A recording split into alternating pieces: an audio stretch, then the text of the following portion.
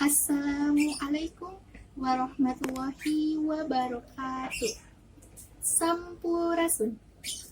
Asyhadu alla ilaha illallah wa asyhadu anna Muhammadar Rasulullah amma ba'd. Langkung pipayun hayu orang sami-sami manjatkeun puji sinareng syukur kehadirat Allah Subhanahu wa taala. Anu atos masihan kasihatan sareng kasempetan ka urang sadayana tiasa kempel dina ieu waktos. Sholawat miwah salam mugia tetep ngocor kajunjungan urang sadayana yakni Nabi Panungtung Kanjeng Nabi Muhammad sallallahu alaihi wasallam. Ka para kulawargana, sahabatna, tabiin tabiatna, tur dugi ka urang sadaya salaku umatna. Anu insyaallah kenging sapaat timantung. Amin ya Allah ya Rabbal alamin.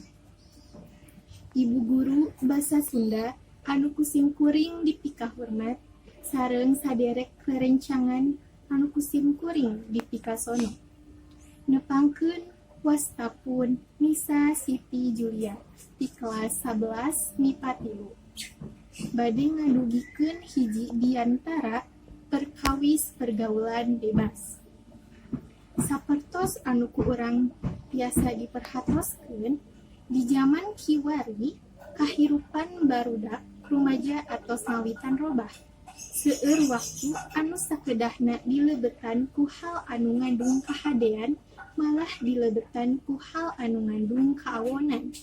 Di antarana wae waktu bubar sakola anu kedahna dilebetan ku ekstrakurikuler ieu mah malah dianggep ameng, momotoran atawa bobogohan. Sanes teu kenging ari bobogohan teh, tapi da ari saumuran urang mah bobogohan ge anu sawajarna wae.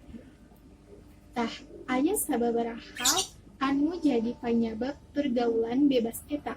Di antarana anu kahiji kurangna perhatosan ti kolot, anu kadua kolot anu cerai atawa papisah, anu katilu kurangna iman sareng katakwaan, anu kaopat wewengkon dumuk atawa lingkungan sakitaran, nu kalima barudak anu teu nurut ka kolotna.